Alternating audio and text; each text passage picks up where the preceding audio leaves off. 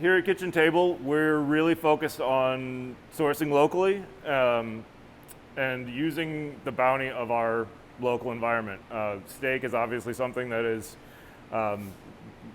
very pronounced here in Omaha, and Nebraska, and the Midwest in general.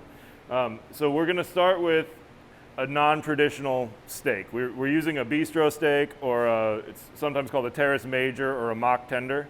It's from the shoulder clod of the animal, and it's very similar in shape and size to a miniature tenderloin, where it's got a longer piece. This is about a third of a steak, a 5-ounce portion. The first thing we're going to do, we're going to trim the silver skin.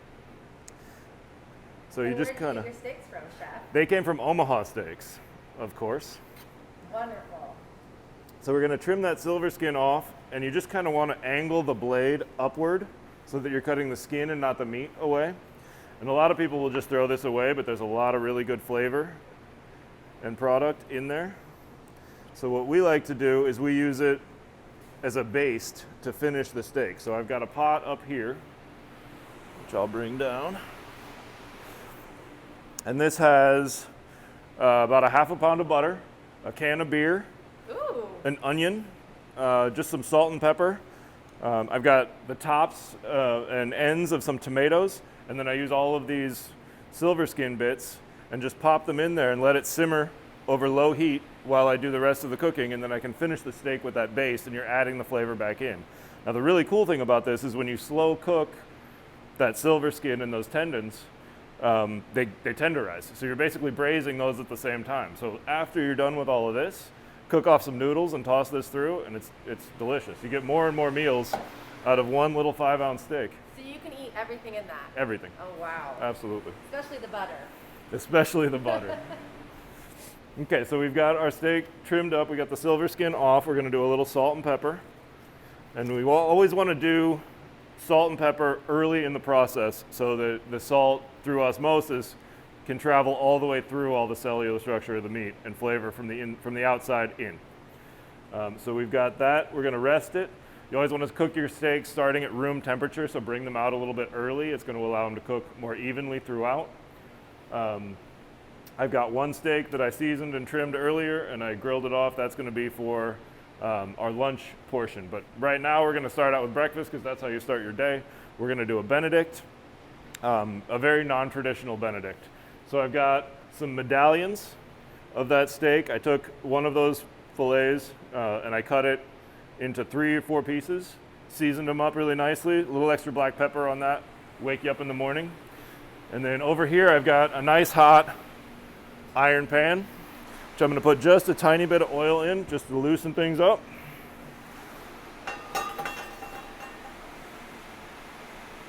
And we're going to get a really good sear on those steak medallions. Now they'll stick a little bit at first, but they will release. Don't mess with them. And how long would you recommend cooking them on one side? They're pretty thin, so you're looking 45 seconds to a minute per side. You just want to be really quick. Make sure that oil stays underneath and is all around if you have a little bit of warp in the pan.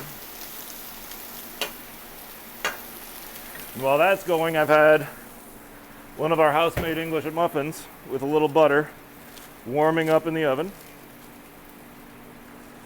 We use brioche dough for our English muffins. It makes a really dense, almost sweet, it's like a savory donut kind of.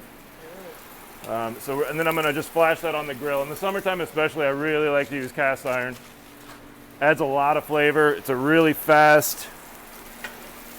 It's like camping inside with the cast Exactly. There you go.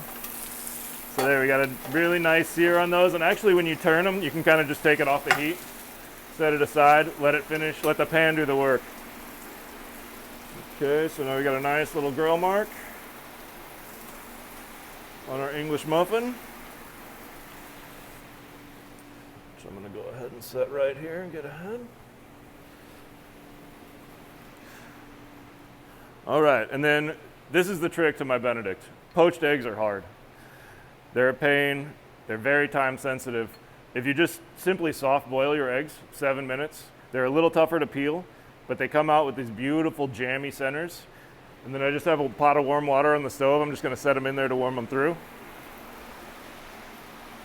Like 30 seconds maybe. Okay, now I'm gonna take those little medallions of steak, flip them so you got your pepper side up. And they're gonna be still pretty rare in the middle, but since they're so thin, that's not gonna be an issue at all. So we're gonna set that right up there. And then with our pan, which has all that flavor from the salt and pepper and the steak that cooked out, we're gonna make a little pan sauce. So I've got some little shallots cut up. I've got a little fresh cilantro.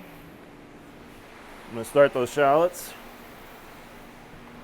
And you said pepper side up for the steaks? Yeah, Just like the it looks better. It looks Okay. better. I like the look of it. So all about the look here. Yeah, Okay. absolutely. Yeah, that really doesn't have anything to do with technique or anything. Okay, so I'm gonna take those eggs out. They're nice and warm through. And then if you just kind of open them up like this, Wow.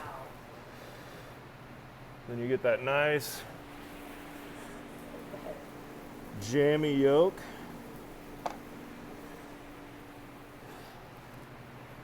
Just like that. And you always want to season your eggs as you go. So I'll just do a little salt and pepper right on top of there.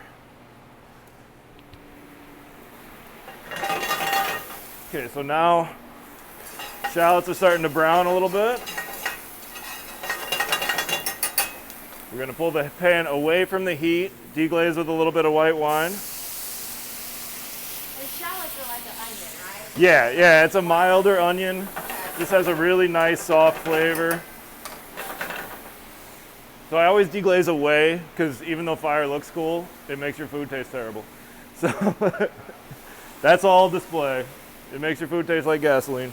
And if you don't have an industrial kitchen, you can start your house on fire. That too. That too.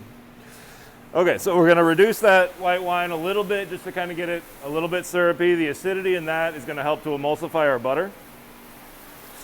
So as it starts to kind of break away from the center, we're gonna add that lump of butter right in the middle. Oh boy. And this is kind of, like I said, this is kind of an a la minute hollandaise. You're just emulsifying butter. That's a little bit of salt going in there. Emulsifying butter into white wine with those shallots to give it a little body.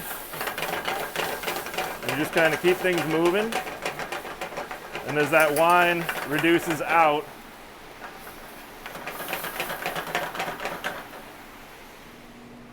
I need to grab a little pepper.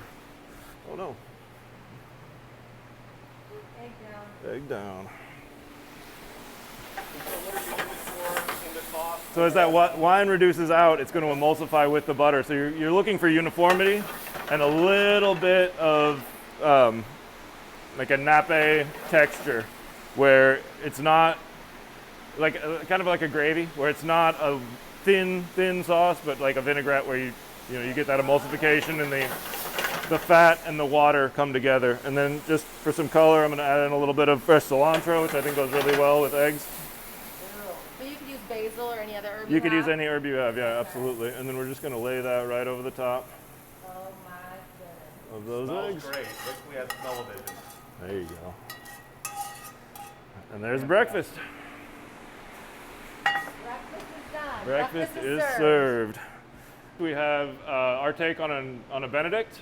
It's our house-made English muffins, buttered and grilled, medallions of the bistro steak, just simply pan-seared with a little bit of cracked black pepper, 7-minute eggs, which are something you can do 4 or 5 days in advance and not worry about them, which is really nice. Yes. And then we finish with a pan sauce with shallots and cilantro, a little bit of white wine and butter to emulsify to kind of mimic hollandaise.